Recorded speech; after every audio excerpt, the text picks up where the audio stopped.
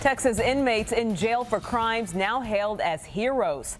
Thank you for joining us. I'm Cynthia Izaguirre in for Shelley Slater. I'm John McKay. Investigators say that inmates at the Parker County Jail were able to save a jailer's life when he suddenly fell over from an apparent heart attack. And they did all of this while shackled. Channel 8's Jim Douglas live tonight in Parker County, where he spoke to the inmates this afternoon. Jim? John, we haven't heard one quite like this before. A jailer might very well be alive tonight thanks to the inmates he was guarding here at the Parker County Courts building, and they put themselves at some risk to help him. At least 8 prisoners behind a locked door, one armed guard across the room.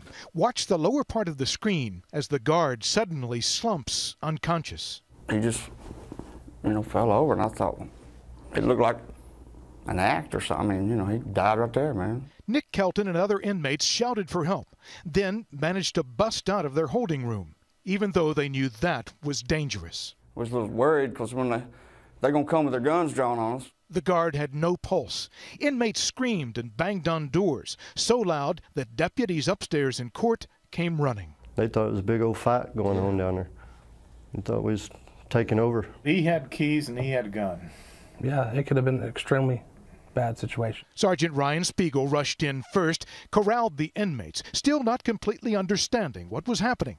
Deputies started CPR. Paramedics arrived, shocked the guard, regained a pulse. Inmates watched life returning. Why did you do that? Because that's a good man. He saved his life. Nick Kelton says he's a meth addict facing his 4th trip to prison. Parker County Sheriff's Captain Mark Arnett believes prisoners certainly helped the guard and likely saved him. He could have been there 10, 15 minutes.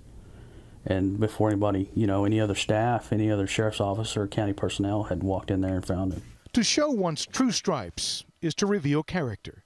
Nick Kelton and the others went to court expecting to do time, not to give it. I mean, it never crossed my mind not to, whether he's got a gun or a badge, if he falls down, I'm going to help him. It seems natural to me. Yeah. The jailer doesn't want to be identified. He is expected to return to work next week. Ironically, that little holding pen that the inmates broke out of to raise the alarm, that's been reinforced so that can't happen again. Live in Weatherford, Jim Douglas, Channel 8 News.